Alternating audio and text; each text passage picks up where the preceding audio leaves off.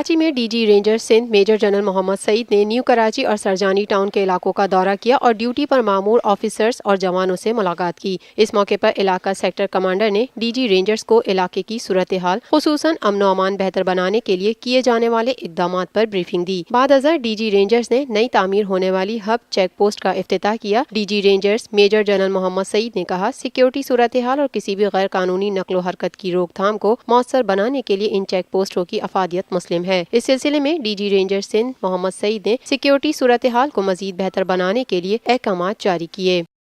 پاکستان ہم سب کا، ہم سب کا، ہم سب کا پاکستان، ہم سب کا، ہم سب کا، ہم سب کا پاکستان، ہم سب کا، ہم سب کا، ہم سب کا پاکستان، ہم سب کا